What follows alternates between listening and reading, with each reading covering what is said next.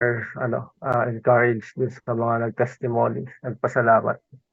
And we ask God na do it again dun sa mga tao, mga kapatid na nangangailangan din ng testimonies na ginawa ng Panginoon sa bawat isa.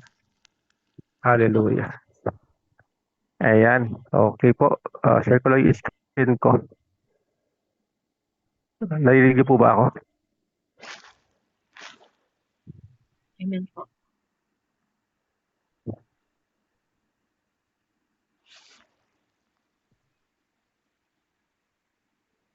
Ayan po. Nakikita po ninyo ang PowerPoint? Amen po. Pastor. Okay. Hallelujah. So, samantalin ko rin yung pasalamat kay God. Last time, di ba, na ako po'y nagpatulong sa panalangin para dun po sa batang si Lian. Siya po ay na-dengue. And last week yata yun. Ay ang sabi ng doktor doon sa mga magulang, lola't magulang is panalangin na lang kung gagaling pa yung yung bata, kung mabubuhay pa. Dahil nagsuka na siya ng dugo at kanyang organs, tapos yung magana yung mukha niya, hirap na huminga, nasa ICU po siya. Kaya po Thursday ng gabi is nagpunta po ako doon sa hospital at kasama po yung mga kapatiran sa grupo ninyo, sa ibang grupo rin na nabibilangan ko para tumayo sa agreement na itong batang ito ay gagaling at mabubuhay. So make yung mood niya is yung bata po ngayon is nakalabas na ng Sabado at siya ay malakas, pinagaling ng Panginoon at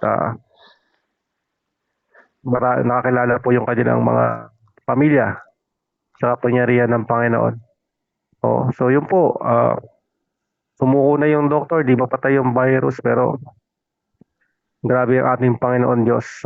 Walang anumang karamdaman ang hindi niya kayang pagalingin at ang hindi kayang gawin ng tao sa kanya. Ang imposible sa tao, laging tanda natin sa Diyos is walang imposible. Amen? Praise God. Sige po, tayo po dumako sa ating mensahe ngayong gabi. Sabi po dito sa Psalms chapter 18 verse 3, I called to the Lord who is worthy of praise, and I was delivered from my enemies. And 1 Corinthians 15:57, but we thank God who gives us the victory through our Lord Jesus Christ. Amen. Hallelujah. Thank you, Jesus, sa lahat ng victory na ginawa mo sa aming buhay, sa mga testimonies. And Lord, tinataas namin ang iyong pangalan sa gabing ito. At gawain namin ay hangad namin ang banal na Espiritu ang siyang gumabay sa amin. Sa bawat isa na nandito ngayon, Holy Spirit, ikaw ang aming tagapagturo, ang ultimate teacher namin. Kaya po, Panginoon, kumilos po kayo sa bawat isa sa amin in Jesus' name. Amen. Okay, ating mensahe ngayong gabi ay how to be delivered. Okay? How to be delivered. Saan ba tayo i-delivered? Saan ba tayo palalayain? Saan ba tayo palalayain? Saan ba tayo ililigtas? Okay? Unahin natin na alamin yan. Sabi po sa Matthew 6 verse 13. Matthew 6:13, sabi po diyan, si Jesus po ang nagsasalita. Kaulan niyo yung nagturo ang Panginoon ng paano manalangin. Ang sabi po, and never bring us into temptation, but deliver us from the evil one. So ang evil one, sino itong evil one? 1 John 5:19, we know that we belong to God. even though the whole world is under the rule of the evil one. 2 Corinthians 4:4, Satan, who is the one who rules this world. Okay? So the evil one is si Satan ang devil. Sabi po, controls the thoughts of those unbelievers. So kapag ang isang unbelievers, kagaya po yan ng isang robot. Pag unbelievers ng isang tao, para yung isang robot, ang may hawak ng remote ay si Satan. So kung ibig sabihin dyan is wala po siyang resistance. Hindi siya nag-resist, hindi siya against sa mga gawain ng devil. Hinahayaan niya lang yun kasi yun ay kagustuhan niya rin at si Satan yung nag-i-influence sa kanya.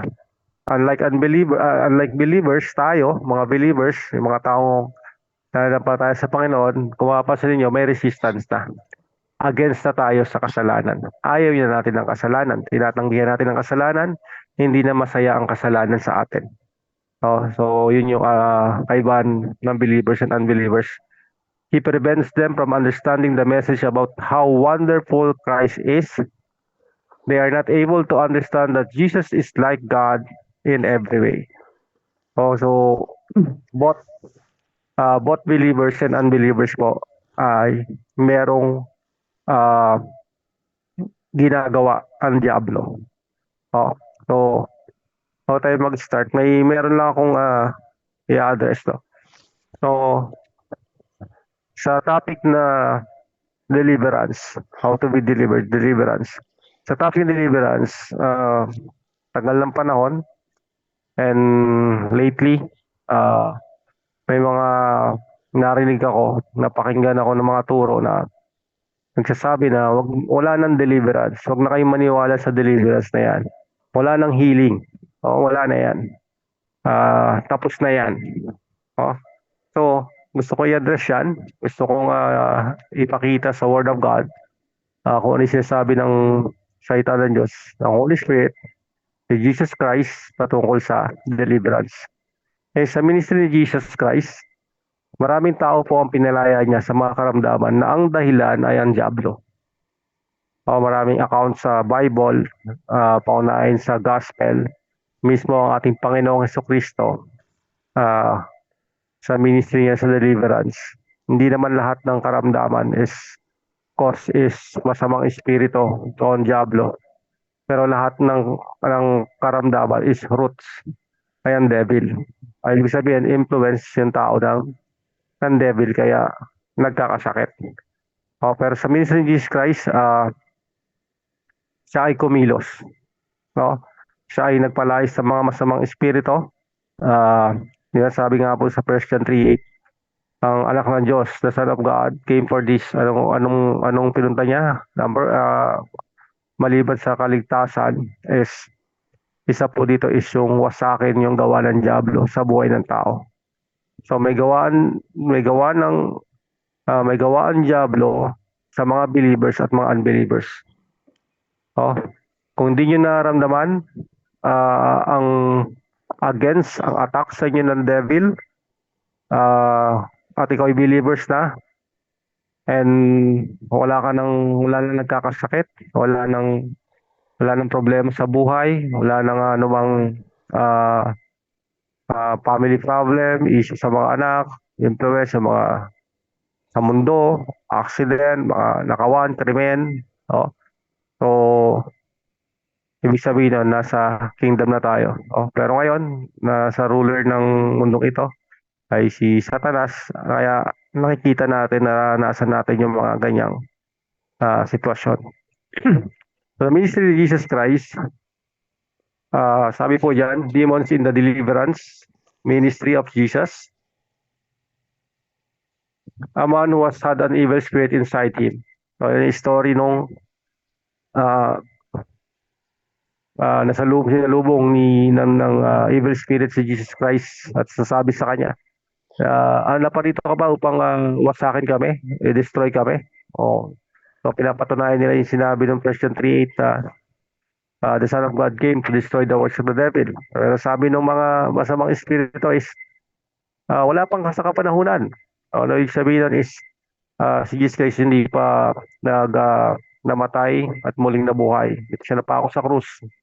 So dahil ang tanging pagkatalo ng Diablo is yung pagkamatay sa krus at muling pagkabuhay ng ating Panginoon sa Kristo. Kaya sinabi niya, it is finished, the devil is destroyed, na-destroyed na ang devil nung natalunan na siya nung ang ating Panginoon sa Kristo ay uh, napako sa krus, namatay at muling nabuhay.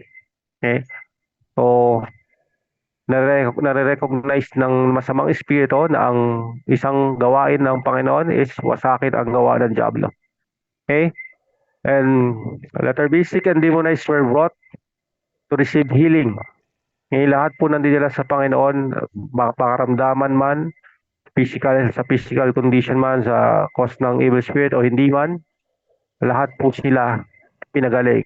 So walang hindi pinagaling. Kaya nga po, tayo mga believers is naniniwala na walang anumang kategorya ng mabibigat na karamdaman ang hindi kayang maalis sa katawan natin at di mapagaling sa pangalan ng ating Panginoon Kristo. Doon sa mga taong nanampalataya at kumikilala doon sa kanyang mga gawa ng ating Panginoon. Letter C, preaching and casting out demons. So Mark 1:39, pakicheck na lang po yan, ng mga verses na yan. Jesus never separated healing from casting out demons. So lagi po kasing kakakambal yan. So kapag yung babaeng humihingi ng kagalingan sa anak niya, humingi siya ng sabi ni Jesus Christ, children's bread is para lang sa mga anak. Sabi ng babae, kahit na yung yung mga yung mga servants is nakakain ng mumo na nalalaglag doon sa kapagkainan ng kanilang mga master. So yung babaeng yun is merong anak na inaalihan ng masamang espiritu. So ang kailangan niya is deliverance. So healing and deliverance lagi po yung magkasama. Hindi pwedeng paghiwalay niyan. Letter E, a totally physical condition caused by an evil spirit of infirmity. Okay, Jesus did not pray for healing but deliverance.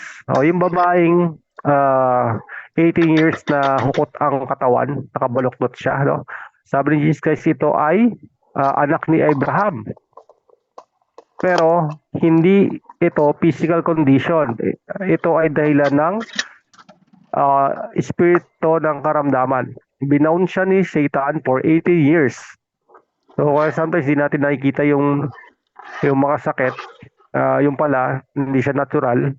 Spiritual pala siya. So kapag ang kagalingan is ang problema is spiritual din yung kailangan na gawin. So katulad itong babaeng ito, ang kanyang problem is binanded siya ni Satan for 18 years. And si Jesus Christ is nag-command and pinapalaya po itong babaeng ito. Okay? So, si Jesus is our example. Siya ang ating example. Wala na po iba. Hindi po kami mga pastor or leaders. Si Jesus Christ lang ating titingnan sa mga ginagawa natin. And si Jesus Christ is nag-set ng example siya mismo. Okay? And ano pa po, even the apostles, yung mga tinuruan po, ng mga una nakasama ni Jesus Christ, yung 12 disciples, tinuruan din po yun ni Jesus Christ about sa deliverance. Okay? So sabi po dito sa next slide natin ay how Jesus equipped His disciples. How Jesus equipped His disciples. Jesus never sent people out in evangelism without equipping them to deal with evil spirits. Ano po yung command? Yung first authority na binigay sa nila, power over unclean spirits to cast them out. Sa Matthew chapter 10 verse 1, at pinalapit niya sa kanya ang kanyang 12 alagad. So 12 disciples, at binigyan niya sila ng kapamalaan laban sa mga karumal-dumal na espiritu upang magpalabas nila at upang kanilang mapagaling ang lahat ng sari-saring sakit at ang lahat ng sari-saring karamdaman. Wala pong karamdaman ang hindi kayang pagalingin. Lahat ay meron tayong kapamahalaan sa kanila. Iyon po ang binigay sa atin ng Panginoong Yesus sa pangalan niya. So, ang instruction is preach the gospel, share the good news to all creature, but don't just say it, demonstrate it. Hindi po sapat na tayo ay magaling magsalita, magbasa ng Word of God, magkabisa. Ang kailangan po natin is i-demonstrate sa mga tao na ang salita na lumalabas sa ating bibig ay salita ng Diyos at ang salita ng Diyos ay buhay. At ito ay ating gagawin. So heal the sick, raise the dead, cleanse the lepers, cast out demons. Okay? So, dyan ba natapos sa 12? Ay sabi nila, tapos ng deliverance, tapos ng healing. Wala ng apostles. Wala na yan. Hindi na ngayon napapanahon sa atin. Pero merong 72, maliban sa 12, merong 72 disciples na inutusan din ni Jesus Christ. Kung alam dun po sa Gospel ng Luke chapter 10, kung babasahin niyo po yan, binigyan po rin ng kapamalaan ng Panginoong Yesus yung 72 disciples. Nagpalayas din sila ng demonyo. So verse 17 nga po ang kanilang balita, pagbalik nila sa Panginoong Yesus. Sabi nila, Lord, even the demons are subject to us in your name. O tuwan-tuwa sila dahil sila ay yung nagawa ng 12 disciples, sila 72 disciples, nagawa rin nila sa pangalan ni Jesus. So kasi same spirit lang yung binigay, authority sa pangalan ni Jesus yung binigay sa kanila ni Jesus, ang Holy Spirit. Okay? So yan na ba natapos? Ay wala na naman yan eh. Wala na yung 12, wala na rin yung 72. So wala na yung mga yan. So, wala na nga rin apostles eh, wala na nga rin prophets. Wala na yung mga ganyan. Pastors na lang ang iwan. Well, check natin sa Ephesians 4:11, no? Basahin niyo na po, note na lang yung aking mga verses na hindi ko po nailagay yan. Sa Ephesians 4:11 and 12. And he, si Apostle Paul, sabi po ni Apostle Paul and si Jesus Christ, no? Sinasabi niya sa sulat ni Apostle Paul, sinasabi ni Jesus Christ na, and he himself, Jesus Christ po tinutukoy, he gave some as apostles, New Testament po ito, and he himself gave some apostles, some as prophets, some as evangelists, and some as pastors and teachers to the church. Binigay sa church. Itong mga ministry na ito. Anong gagawin? To equip the saints for the work of ministry. That is to build up the body of Christ. So itong 5 ito is para sa ikakatatag ng body of Christ. So kung mawawala ang isa dito, sino nagtanggal? Wala pong nagtanggal niyan. Yun po ay doctrine of men. So itong mga verses na to is napakahalaga para mag-work o yung ministry na to is para maging edified, ma-build ang body of Christ, ma-equip ang body of Christ. Amen? Okay. So next natin. Masabi po dito sa Mark 16:15 hanggang 19. He said to them, go everywhere in the world. Tell the good news to everyone. Whoever believes and is baptized will be saved, but those who do not believe will be judged guilty. Verse 17. And the people who believe, note natin yan, i-mark natin, the people who believe will be able to do these things as proof, as sign. Sign shall follow them doon sa mga naniniwala. So ang key natin, mayroong pa-follow o may susunod doon sa mga taong naniniwala. Ano yung susunod sa kanya? So kapag hindi ka naniniwala, hindi susunod sa iyo ito. Pero kung naniniwala ka, this signs will follow them, those who believe. Ano yung magpa-follow? They will use my name, Jesus, to force demon out of people, cast out demons. Okay? Sabi sa Mark, unang-unang instruction, cast out demon, force demons out of people. They will speak in language they never learn. If they pick up snakes or drink any poison, they will not be hurt. They will lay their hands on sick people and they will get well. Okay? So ito yung Great Commission. Preach the gospel to every creature. And this sign shall follow those who believe. No? So pag ang unang instruction is cast out demons. So hindi po yan pakiusapan, hindi po yan negotiation na ginagawa ng ibang nagpapalayas ng demonyo, nakikipag-usap, nakikiusap, nakikipag-negotiation. So andyan din yung speaking with new tongues. And then yung laying hands instruction din para gumaling yung may sakit. Kung mapasin niyo sa Mark chapter 1, yung binasa natin kanina, ang unang ginawa ni Jesus Christ, cast out demons. Nag-cast out po sila ng demons. And eto, sabi po sa Mark 16:19, after the Lord Jesus said these things to His followers, believers. Ang tanong, meron pa bang believers ngayon? Yes.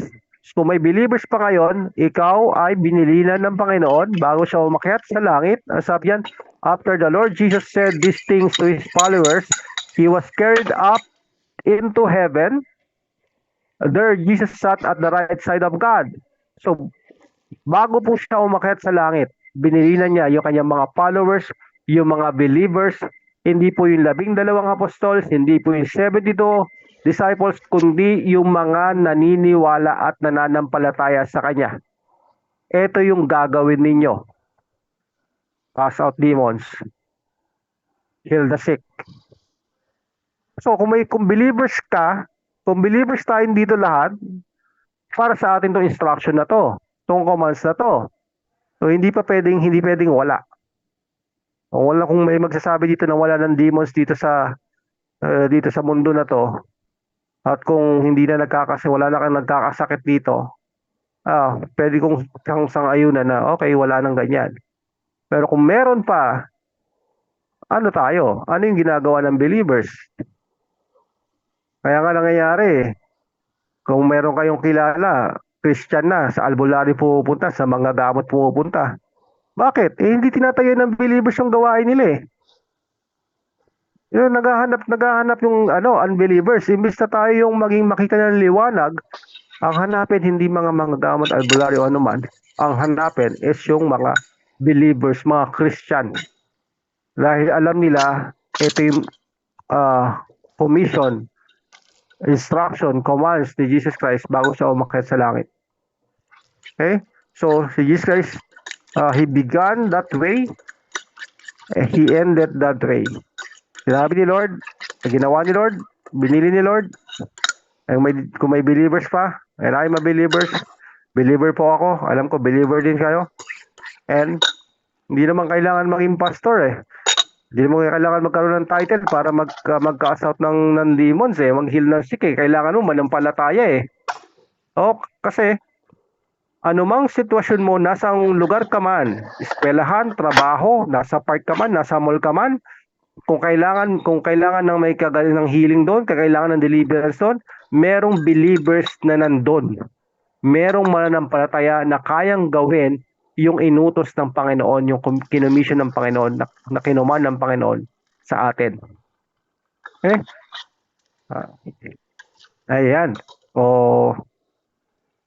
Sa Old Testament po, okay?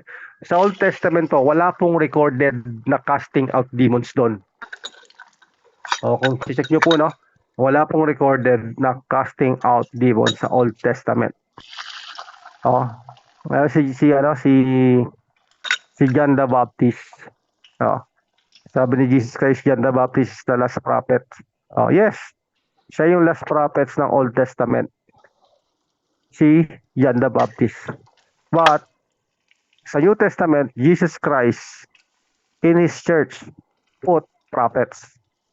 And sa Old Testament, I agree that John the Baptist is the last prophet sa Old Testament, not sa New Testament. Okay? So, kaya nga di ba? Si John the Baptist, hindi po yung nagkakasat ng demon. Si John the Baptist. Nagbabaptize siya, nagpipreach siya ng gospel, pero hindi siya nagkakasat ng demon. So may dalawang klase ng Christian dito sa mundo ito. Yung isa nagka-cast out, yung isa merong signs and wonders, may miracles, yung isa wala. So kaya nga nung sinabi ni John, nung siya'y nakulong, na in prison po si John, nasa prison si John, and narinig niya yung tungkol kay Jesus Christ, yung ginagawa ni Jesus Christ. Nag-send si John the Baptist ng kanyang followers kay Jesus Christ. And sabi niya, parang mo nga to sa kanya. Ikaw ba yun? Are you the one ba na ini-expect namin? Or mag-expect namin, maghihintay pa kami ng iba pa? Sabi ni Jesus Christ, doon sa kanyang sabi sa followers ni John the Baptist, go tell John. Sabihin mo kay John, yung mga narinig at nakita mo. The blind can see, the crippled can walk, people with leprosy, gumaling, ang mga bingin, nakarinig, ang mga namatay, nabuhay. Yung good news na napakalat sa mga sa poor. So yun is sinasabi ni Christ, ito yung New Covenant, ito yung New Testament, ito yung gagawin ko ngayon sa covenant ko sa Ama. Yes, in time ng Old Testament prophets, ang mga patriarch ang siyang nagsalita para kay God. Pero this time sa New Testament, sa Bagong Tipan, it is the Son ang siyang nagsasalita para sa Ama. At ito yung gusto ng Ama. Remember nyo ba yung sa Acts chapter 19? Follow nyo po yun doon. Is may nasalubong ni Paul o ni Apollos yung mga followers ni John the Baptist, at hindi nila alam yung tungkol sa Holy Spirit. Hindi nila alam tungkol kay Holy Spirit. Nung sabi ng mga followers ni John is, hindi ka namin alam na may ganyan Hindi ka namin narinig about sa Holy Spirit. Anong bautismo kayo meron? Sabi ng mga followers diyan, yung baptism lang na tinuro ni John.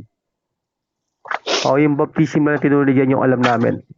And yung sinabi ng ni Paul yung about kay Christ o sa Holy Spirit, and then ginusto nila magpabaptize. Nagpabaptize sila, and ang nangyari is sila po ay nabaptize ng Holy Spirit pagkapatong ng kamay ni Paul sa kanila, at nagsimula silang mag-speak ng other language and nag-prophesy sila.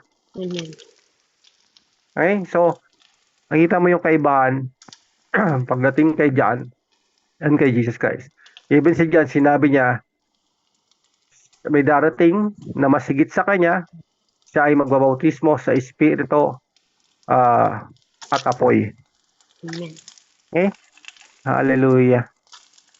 Amen. Ayan, so dahil walang naganap, alam natin Old Testament prophet si John, at walang casting out deliverance doon sa Old Testament. Nung dumating si Christ, nung siya ay nagpapalayas ng demonyo, nagpapagaling siya ng may sakit na gawa ng masamang espiritu, ano sinabi sa kanya?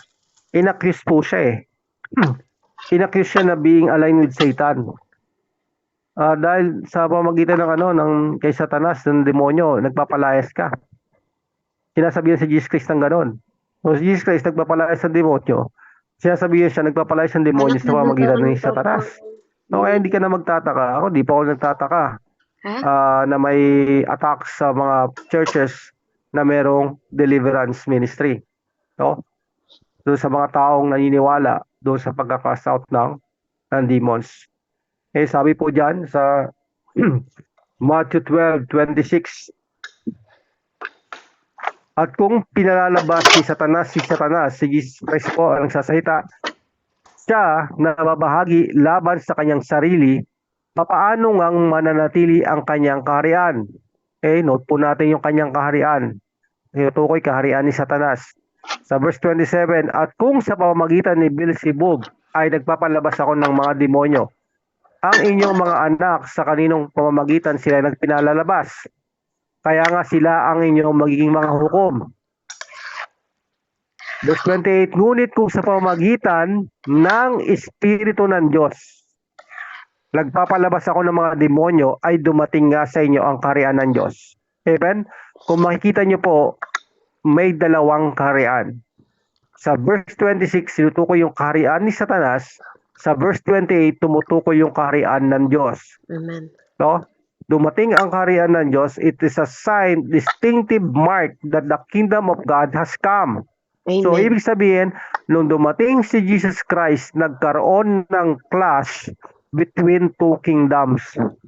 Dahil dala-dala ni Jesus Christ ang kaharian ng Diyos at nagpapalayas ng demons sa pamamagitan ng Espiritu ng Diyos, yung kingdom ni Satan is na-threaten. So, gumamit siya ng mga tao, ay, ano yan, bagong turo yan. Bagong turo yan. Hindi yan sa Diyos. Kasi wala naman silang karanasan ng Old Testament about casting out demons eh. Tapos kaya neto, napapalabas niya. Sumusunod sa kanya, nagmamakaawa sa kanya. Why? Kasi Jesus Christ is dinala niya sa atin yung kaharian ng liwanag para puksain yung kaharian ng kadiliman.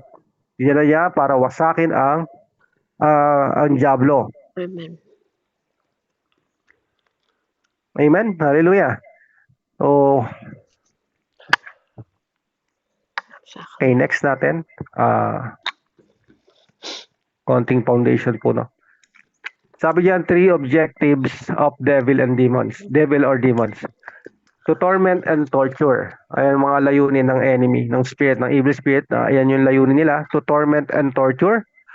To keep you from knowing Christ as Savior. To keep you from serving Him effectively. Yung torment and torture, pwede yung gawin ng spirit, ng evil spirit sa believers ka man o unbelievers ang tao. To keep you from knowing Christ as Savior, yan yung ginagawa sa mga unbelievers. Hindi nila hinayaan yung binasa natin kaninang verse.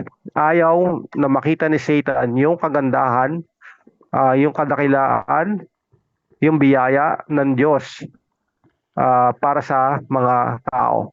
Para hindi makita yung kaliwanagan na kay Kristo. Sa mga believers, to keep you from serving Him effectively. Meron ba dito matagal ng believers gustong-gusto mo merong goal, may purpose, pero parang hirap na hirap makita, gawin, struggle sa prayer, struggle sa pagbasa ng Word of God. Okay, kasi ito yung ginagawa ng masamang espiritu. Ayaw niya tayong mag-serve. Hindi lang basta serve, but serve effectively. Meron mga believers nag-serve lang kasi meron benefits na nakukuha. Yes. So gusto ng devil, sige, mag-serve ka lang mag-serve, pero kung wala ka namang relasyon kay Jesus, kung wala naman kayong ugnayan talaga, kung hindi mo naman kami pinapaalis, hindi ka nakikialam sa gawain namin, okay lang. Hindi ka naman threat sa amin eh. Kung yung kapitbahay nyo hindi mo naman pinagpe-pray, wala ka namang ginagawa kahit may sakit na or ano naman nangyayari hindi maganda, okay lang. At least hindi mo kami pinapakialaman. Walang problema. Amen. So hindi kanya hinahayaan na mag-serve kay Lord effectively. Pero sabi ko, isang believers mga kapatid, napakalaki ng binigay sa atin ng Lord na inheritance. No? Amen. Napakaganda ng authority, identity na binigay sa atin ng Lord. At sayang naman kung hindi natin nakikita yung identity, authority natin over demons, over sickness sa paligid natin sa mundong ito kung hindi natin tatayuan yon. Okay? Ayan, syempre, we need to distinguish also ang difference between flesh and demons. Baka mamaya kasi old self mo lang yan. Baka mamaya flesh yan o yung carnal nature natin. No, kapag flesh yung kumikilos sa atin is yung carnal nature natin, yung na-inherit natin kay Adam nung siya ay nag-disobey kay God. So ang remedy lang nun is crucifixion. Yung flesh is kailangan ipinapako sa krus kasama ni Kristo. Yung old self natin, yung flesh natin. Kaya pag evil spirit, walang ibang remedy dyan to cast it out in the name of Jesus. Amen. O, kailangan mong i-cast out yan in the mighty name of Jesus Christ. Pero paano kung malalaman? Paano ba natin malalaman? How to find out na ito ay evil spirits? Baka mamaya gawa-gawa ko lang to, sa isipan ko lang. Paano malalaman, no? So meron mga pwede nating tingnan. So yung spirit is like a wind. So breath, wind. So ang wind hindi natin nakikita. Pero alam natin may hangin. Sa paanong paraan? So kapag ang hangin tumama sa katawan mo, nararamdaman mo na may hangin. Pero hindi mo nakikita yung hangin. Pero alam mo may hangin kasi nga tumatama sa katawan mo. At pwede mo makita yung the way you see it is kapag tumama siya sa isang bagay, halimbawa tumama sa kortina, sa damit, yung hangin, nakita ay may hangin kaya gumagalaw yan. Oh, so pwedeng dun mo malalaman kung mayroong spirit. Paano kung wala namang hangin sa loob ng bahay, wala namang wala namang electric pan, di nagpapaandar. Pero galaw ng galaw tong ganitong mga bagay na to. Yan. Oh, so may spirit. Oh, may spirit or pwede mong gawin na nagpatingin ako sa doktor, wala naman nakita, lahat clear naman, normal naman, pero meron akong naramdaman karamdaman. Hindi ako nakakapagtulog, wala hirap at sama ng pakiramdam ko. No, may bigla na lang bukol sa katawan ko. No? And then wala makita. And then it pwede po 'yan nasa hinang evil spirit and demons. So kung ang tao na ay nakakaranas ng mga ganyan, kailangan niya ng deliverance. He need deliverance. Okay? So next natin is may oras pa ba? Okay. Sabi yan areas in which they operate. So saan ba sila nag-ooperate? Unang-una sa emotions and attitudes. Nag-ooperate yung spirit, evil spirit. Kung ikaw ay may pride, rebellion na sa buhay mo, it's isa yan na nag-ooperate yung masamang espiritu. Kung ikaw ay merong takot, hindi kay God, kundi takot sa tao, kung ikaw ay may takot sa tao, and you are parang napipigilan ka kasi feeling mo ikaw ay rejected, ikaw ay unworthy, hindi ka mahal ng Diyos, hindi ka mahal ng tao, wala nagmamahal sa'yo, no? Meron kang may pagkilos dyan ng mga masamang espiritu. Saan pa? Kung ikaw ay may sama na loob, kapag may sama ka ng loob, meron kang unforgiveness, meron kang anger, hatred, kumikilos dyan ang devil. Kaya nga sabi ni Paul sa kanyang sulat is huwag mong hayaan ang iyong galit ay lubugan ng araw. Why? Kasi bakit niya sinasabi yun? Kasi gagamitin ng devil yon na doorway sa'yo. Yes. Hindi ka humingi ng tawad, hindi ka nag-ask ng forgiveness kay God. And then nakita ng devil na amoy niya. Meron tong areas na pwede tayong mag-operate kasi meron siyang galit, hindi siya humingi ng tawad. No, gagamitin ng devil yon para ma-torment tayo. Alam mo yung ginagawa ng devil, meron naman tayong sariling anger Nagagalit naman talaga tayo Kaya lang, ang ginagawa niya, lalo niya tayong ginagalit. Lalo kanyang gagalitin para ikaw ay gumawa ng mga hindi ka nais-nais na gawain. Diba? Kailan nananakit na, diba? Violence, ganyan. Pwede nang masani ng pagpatay sa sobrang galit, sobrang selos. Diba?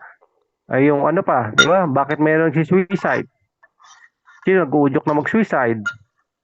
No, naisip mo magpakamatay. Ngayon, yung devil, dahil naamoy niya, may areas ka na ganon is, ang gagawin niya, magpakamatay ka na kasi hindi mo na kayang gawin yan. Wala ka ng pag-asa. So, ang devil, ini-influence ang tao and para makontrol niya o ma-demonize niya. And then, gawin ng tao na kitilin yung kanyang buhay. So, dahil po Ang dami pong mga nagpapakamatay, tumatalon na lang sa mga mall, nabibigti, no? So kung meron tayong ganyan, kailangan natin ng deliverance. Deliverance. Oh, kung may mga ganyan tayong nararanasan ngayon. Next is yung mind. So mind natin is the greatest battlefield Amen. ng enemy. O kasi maglalagay siya ng Greatest unbelief, deceiver. doubt. O pag may unbelief ka, tandaan mo palagi, ikaw ay believer. Sabi mo na sa sarili mo, I'm a believer. So, kung may doubt ka, cancel mo yung wrong statement na sa isipan mo at palitan mo ng right statement. So kasi kapag ikaw may doubt, ang sabi sa James is hindi tayo makakatanggap ng mga bagay tungkol sa Diyos. Amen. Ano pa? Kung makakalimutin. Kapag makakalimutin ng isang tao, ano ba madalas makalimutan? Nakakalimutan magbasa ng Bible. Nakakalimutan umatin ng Bible study, prayer meetings, nakakalimutan mong Sunday. Kung nakalimutan mong Sunday, ayan, nakalimutan mo na magsimba. Oh, kasi kapag nandun ka na sa loob ng church, nakalimutan mo na rin mag-tithes. Oh, lahat yan is merong pagkilos ng enemy. Confusion, torments, kung minsan nasa mo na parang wala ka sa sarili mo, nawawala ka sa sarili mo, isa rin yung sign na nag-ooperate yung masamang espiritu sa buhay mo, sa buhay ng tao. Next is tongue. So, sa tongue natin, nag-ooperate ang enemy, lalo na kapag tayo ay nakakapagsinungaling.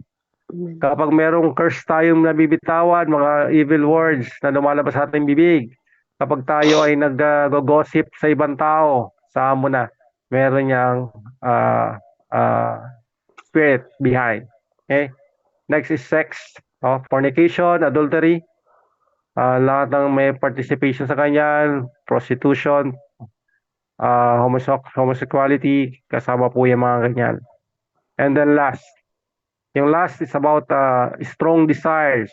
Ano yung strong desires? So, sa nicotine, sa alcohol, sa pagkain, oh, yung parang sinasabi mo sa sarili mo, kapag ginagawa ko to, nako-comfort ako.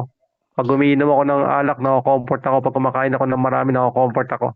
So, kapag nasobrahan ka na is, meron kang strong desire is hindi po yun nakakatulong sa atin. And yung enemy is siyang nag-i-influence sa atin. And second to the last is yung occult. So, ang occult is supernatural way ni Satan. Ang occult is supernatural way ni Satan. Ang only way into God's supernatural is si Jesus Christ lang. So kapag ang isang tao is nakipag-participate sa New Age, fortune tellings, spirit of divination, spirit ng panghuhula, ganyan, hindi ibig sabihin na ang sinabi sa'yo is totoo, ay ibig sabihin na is gaya yung kay God. Oh, minsan yun is pain o bait para lang ikaw ay ma-turn doon sa occultism and false religions. Ayan, and some doctrines of men. And last is yung physical body. Sa physical body, remember yung bata na mayroong epilepsy. Demons sa may sanhi. So karamihan kapag may ganyan, pwede tayong i-pray natin to cast out that demons. And kung ikaw ay may migraine, pabalik-balik na sakit ng ulo, nerve pain, pwede natin ipag-pray yan, mag-cast out tayo. Okay? And then yung crippling o yung twisting body katulad ng babae doon sa gospel na baluktot, ang may dahilan is yung masamang espiritu. So hindi na po ako makapagbigay ng mga experiences ko, kasi medyo mahaba. And kung may problema sa sleep or ikaw ay may insomnia, ayan, may problem ka sa pagtulog, is yan po ay nag-ooperate din ang masamang espiritu. And then kung merong nangyayaring sunod-sunod na kamatayan sa pamilya, sa kamag-anak, palaging may karamdaman, nagkakasakit, isang sign din po yan na nag-ooperate yung masamang espiritu sa inyong buhay, sa buhay ng isang tao. So kung ang mga demons is makakapasok lang kung makikipag-participate tayo doon sa kanilang mga gawa. Okay? Kapag hinahayaan natin na ma-open tayo. Sabi po sa Proverbs 25 verse 28, if you live without restraint, kung ikaw ay walang pagpigil, are an and are unable to control your temper, you are as helpless as city with broken down defenses, open to attack. No. So Sila. kung Si hinahayaan mo, Angel. ikaw ay lumalabas sa salita ng Diyos, kung lumalabas ka sa boundary, ang salita ng Diyos na ginawa ng Panginoon na harang sa atin ang kanyang salita, kapag lumabas ka doon, and ikaw ay wala kang defense, open to attack ka ng enemy. Okay? O, next, dito tayo sa conditions for receiving deliverance. Okay, so be humble. First, be humble. Pride is the single greatest barrier. Oh, alam naman natin si Lucifer, because of pride, self-centeredness, is siya ay bumagsak. So kabaitaran ng gagawin natin, kailangan natin lumapit sa Diyos, nagpapakumbaba tayo. Kaya alam natin na siya ay Diyos at tayo ay tao lang. Be honest. Be honest, call your problem by its right name. Oh, be honest, call your problem by its right name. Ano ba problema mo? Huwag ka mag-alinlangan na lumapit sa kay Lord o doon sa mag-minister, tutulong sa'yo. Ito kasi nangyari, kanya. Oh, isa nahiya tayo nasabihin sa yung Okay. problema. Egg Oh, and share lang ako ng story ko. Nag-undergo po ako ng deliverance sa isang church, hindi po namin church, no? Tapos, pastor na po ako noon. Pastor na ako, and then, bilang may kailangan ko ng deliverance, and then nakita ko ng isang And kapatiran doon sa loob egg. na nagde-deliverance ako. And then sabi niya sa akin, ay pastor ka pa naman, may tinatago ka pala. Oh, well, sa akin, nothing, okay lang yun, walang problema kasi gusto kong makalaya. So, gusto kong makalaya sa, ako po, maniwala po is, masama, masama aking naging buhay, hindi maganda, kasalanan, lugmok sa kasalanan, halos siguro ng kasalanan dito sa mundo ay nagawa ko, naranasan ko. Oh, pero nung na-born again ka, na-born again sa yung spirit, pero meron ka pang isipin carnal, pero kailangan mo tong ma-renew sa pamamagitan ng salita ng Diyos. And then ang katawan ng tao, sinabi sa Luke is sinabi ni Jesus Christ na ang masamang espiritu tinatawag niyang bahay ang katawan ng tao. So deliverance is tinutulungan ng tao na paalisin yung mga squatter, kasi nung ikaw ay naging Kristiyano, ikaw na ay templo ng Diyos. Wala na pwedeng tumira sa iyong masamang espiritu. Pero bago ka naging Christian at na-born again na yung spirits, is marami kang involvement na hindi maganda, na mali, at kailangan, yun po yung nangangailangan ng deliverance. So, ako, honest ako, kung ano man yung nakikita ng tao ng time na yun na nag-undergo deliverance, okay lang, wala akong pakialam, kasi gusto kong makalaya dito sa nangyayari. And praise God. At God saved me, delivered me, healed me. Okay? So confess your faith in Christ. Pinaka-importante. No confession, no high priest. Confess any known sin of your ancestors. Repent, This morning, accept personal I used responsibility, that. break every contact with the occult, renounce it, burn objects. Alam niyo po, marami kami pinag-pray niyan sa mga online, sa online pinag-pray namin, halos karamihan mga may involvement sa occult, may mga objects sa kanilang katawan na hindi naman paraan legal. So isang paraan para sila ay makapag-operate yung enemy sa buhay nila. So, nagmo-monitor sa kanila. So lahat yun aming pinapatanggal sa kanila at pinapaliwanag sa nila na maayos. And next is to forgive all other people. If you forgive, God will forgive you, not an emotion but a decision. So kadalasan yan mararamdaman mo kapag meron kang unforgiveness at nag-fake ka dun sa forgiveness mo. Alam na maligad kung totoo nagpatawad ang isang tao. Kadalasan dyan ang kumikilos yung spirit of heaviness. No? Mabigat ang dibdib, mabigat ang likod, mabigat ang batok, yan, ulo, yan, dahil dyan. No? Hindi ka nagpatawad maigi. So yung devil is nag-ooperate sa buhay ng isang tao. Okay? So last slide natin is second to the last. Romans 10:9, if you confess that Jesus is Lord and believe that God raised him from the dead, you will be saved. For it is by our faith that we are put right with God. It is by our confession that we are saved. The scripture says, whoever believes in him will not be disappointed. This includes everyone because there is no difference between Jews and Gentiles. God is the same Lord of all and richly bless all who call to him. As the scripture says, everyone who calls out to the Lord for help will be saved. So, saved po dyan is so, meaning free, delivered, saved, make whole. So, ikaw ay ginawang buo, binuo ka ulit ng Panginoon. Amen? Hallelujah. Akin, last verse po natin, sabi po dito. Last slide. Nobody appreciates deliverance like those who've nearly been destroyed. Okay? Ako po, muntikan na akong mamatay. And na-appreciate ko yung deliverance. Ano totoo tong quote na to. Kasi wala na akong pag-asa. Yung dati kong congregation na kinabibilangan, hindi nila alam yung ministry ng deliverance paano nag-ooperate. Nababasa nila yung ginagawa ni Christ ng mga apostol and disciples about sa deliverance, pero hindi nila kayang i-act. Hindi nila kayang gawin sa church. So yun po yung kailangan ko doon sa church na nabibilangan ko before. So anong nangyari? Naginip na ako ng mga kung ano-ano, nagpapalayas ako ng masamang espiritu, mga witchcraft na kinakaharap ko sa dreams, and then takot na takot ako, hindi ko alam mo paano gagawin. And then inattack po kami sa lahat ng parte ng aming buhay, financial, health, relationship namin sa bawat isa, no?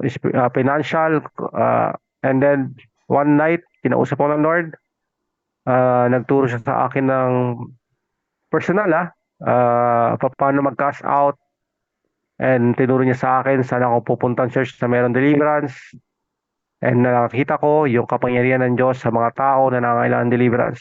Yes, I agree tayo na hindi naman lahat kailangan ng deliverance. Kung believers ka na, hindi mo kailangan ng deliverance, may taong may kailangan ng deliverance at ikaw, yung isang tao na yon na magdi-deliver sa kanila sa pangalan ni Jesus. Amen? So, okay po. Dito na po ako nagtatapos. So, pwede ko po kayong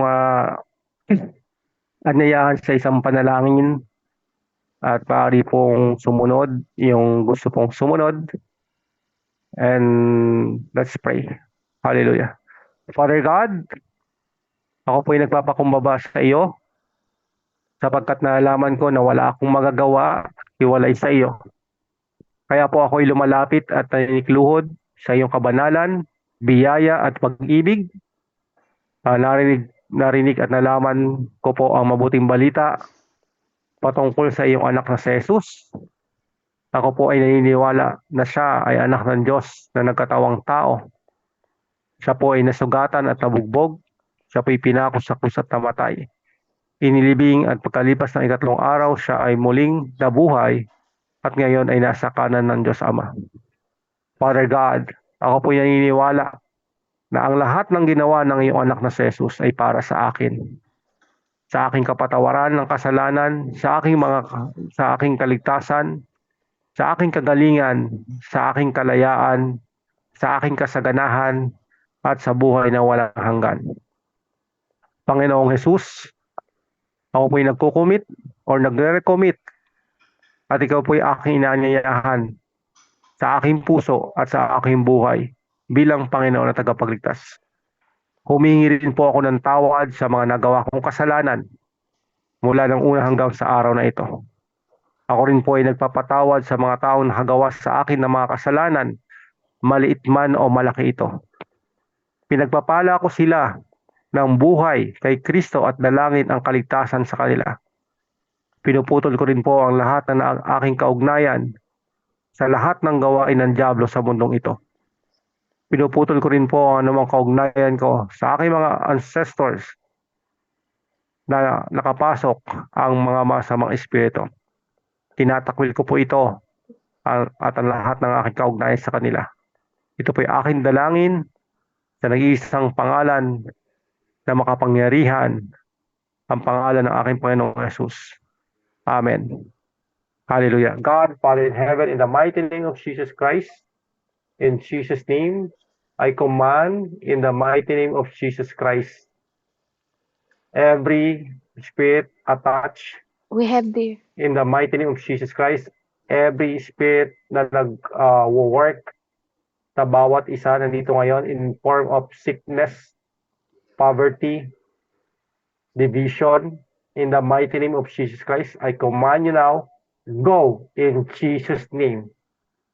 Every attachment nila, every ugnayan in the mighty name of Jesus Christ, I break now in the mighty name of Jesus Christ. Lahat ng curses, witchcraft man or generational, in the mighty name of Jesus Christ, we destroy now in the mighty name of Jesus Christ. Be healed, be delivered in Jesus' name. Right now, in the mighty name of Jesus Christ, in the mighty name of Jesus Christ. In the mighty name of Jesus Christ, I speak life in Jesus' name. You are blessed in Jesus' name. Hallelujah. God, we claim our healing, we claim our deliverance, we claim our salvation and blessing in the mighty name of Jesus Christ. Hallelujah. Thank you, Father, in Jesus' name. God, alam mo po ang lahat sa amin, sa aming puso at aming isipan. Lord, maraming salamat po. And God, binabalik po namin ang pasalamat at papuri sa iyo lamang, Panginoon. Maraming salamat po in Jesus' name. Amen. Amen. Amen.